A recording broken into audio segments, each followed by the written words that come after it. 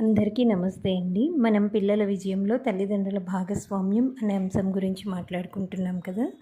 ఈరోజు మరికొన్ని అంశాలు. పిల్లల చదువుకు అనుకూల వాతావరణం ఇంటిలో ఎలా ఏర్పాటు చేయాలి? మీ పిల్లలకు చదువుకునేందుకు మంచి వాతావరణం ఏర్పాటు చేయటాన్ని వారి చదువు విషయంలో మీరు తీసుకునే మొదటి బాధ్యతగా గుర్తించండి. చదివే స్థలం విషయంలో, చదువుకునేటప్పుడు వారు అనుసరించాల్సిన అలవాట్ల విషయంలో ఏమైనా లోటుపాట్లు ఉంటే వాటిని సరిచేయటం రెండో బాధ్యతగా గుర్తించండి. ఇలాంటి విషయాలపై అవగాహన లేని తల్లిదండ్రులు గల పిల్లలకు మీరు కానీ మీ పిల్లలచే కానీ తెలియచేయటం మూడో బాధ్యతగా గుర్తించండి. తల్లిదండ్రులుగా పిల్లల విషయంలో ఈ మాత్రం చేయగలిగితే వారి ఉన్నతికి బంగారు బాటలు వేసిన వారు అవుతారు. చదువులో పిల్లలు విజయం సాధించటం లేదా అపజయాలు ఎదుర్కోవటంలో మీ పాత్ర కూడా ఉంటుంది. తల్లిదండ్రులుగా సరైన మార్గనిర్దేశం చేస్తే మీ పిల్లలు చదువులో బాగా రాణిస్తారు. మార్కులు, ర్యాంకులు వాటంతట అవే వస్తాయి. అందుకోసం ప్రత్యేకంగా మీరేమీ చేయనవసరం లేదు. చదవటానికి అవసరమైన వస్తువులు సమకూర్చి పెట్టండి. అంటే ఒక టేబుల్, కుర్చీ, రైటింగ్ ప్యాడ్, పెన్సిల్స్, పెన్స్ వగైరా స్టేషనరీ వస్తువులు. కూర్చునే భంగిమ కూడా సరైన పద్ధతిలో ఉండేలా చూడండి. లేకుంటే వెన్ను నొప్పి వచ్చే అవకాశం ఉంటుంది. మీ పిల్లలు చదవటానికి అనువైన స్థలం ఏర్పాటు చేయండి.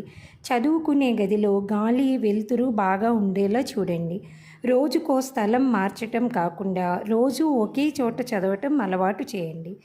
మీ పిల్లల చదువుకు ఆటంకం కలిగించే విషయాలు. ఇంటి బయట వాతావరణం వల్ల ఏర్పడే శబ్ద కాలుష్యం, అంటే వాహనాలు, మైకులు, శబ్దాలు మొదలైనవి చదువుకు ఆటంకం కలగకుండా చూడండి. పిల్లలు సీరియస్గా చదువుకునేటప్పుడు ఫోన్ల విషయం మీరే చూసుకోండి. ఫోన్ మోగటం, మీ ఫోన్ సంభాషణలు మీ పిల్లల చదువుకు ఆటంకం కలిగించకూడదు. పిల్లలు చదువుకునేటప్పుడు మీరు టీవీ చూడకండి. అలా చేస్తే పిల్లలకు కూడా మనసు లాగుతుంది. ప్రత్యేకంగా పిల్లలకు చదువుకునే గది ఉండి టెలిఫోన్ శబ్దాలు, టెలివిజన్ శబ్దాలు వారికి వినిపించకపోతే చాలా మంచిది. సందర్శకుల వల్ల పిల్లల చదువుకు ఆటంకం కలగకుండా చూడండి. తప్పనిసరి అయితే తప్ప చదువుకుంటున్న మీ పిల్లలను పిలిచి అతిథులకు పరిచయం చేయకండి. పిల్లల మనస్సు బాగా లేనప్పుడు అందుకు కారణాలు ఏమిటో కనుక్కొని తగిన సలహాలను ఇవ్వండి. ఆ సమయంలో పిల్లలపై కోప్పడటం వల్ల లాభం కన్నా నష్టమే ఎక్కువగా ఉంటుంది. ఈ మందులు వాడండి, జ్ఞాపక శక్తి, ఏకాగ్రత పెరుగుతాయంటూ పేపర్లలో, టీవీలలో ప్రకటనలు వస్తూ ఉంటాయి. డాక్టర్లు సలహా లేకుండా మాత్రం ఇవి వాడకూడదు.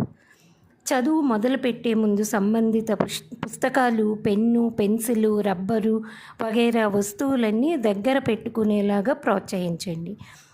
మాటికి వీటి కోసం లేవటం వల్ల టైం వేస్ట్ అవుతుందని చెప్పండి.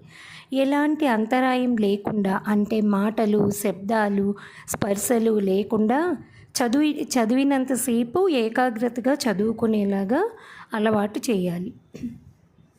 చేతిరాత. మీ పిల్లల చేతిరాత విషయంలో చిన్నప్పటి నుంచే తగిన శ్రద్ధ తీసుకోండి. అక్షరాలను పొందికగా రాసేటట్లు చూడండి. అక్షరాలు రాసేటప్పుడు కాగితాన్ని లేకపోతే నోట్బుక్ను ఎలా పట్టుకుంటున్నారు, పెన్ను లేదా పెన్సిల్ చేతిలో పట్టుకునే విధానం, ఆ అక్షరాన్ని ఎలా ప్రారంభించాలి, ఎలా ముగించాలి, ఏ దిశగా రాయాలి, ఇలాంటి విషయాలన్నీ పరిశీలించి చూడండి.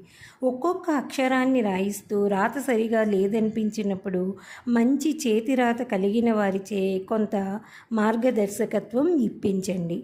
అది మీరు కావచ్చు, మీ పిల్లల ఉపాధ్యాయులు కావచ్చు, లేదా మీ పిల్లల ఫ్రెండ్స్ కావచ్చు. మరికొన్ని విషయాలు రేపటి భాగంలో చర్చించుకుందాం.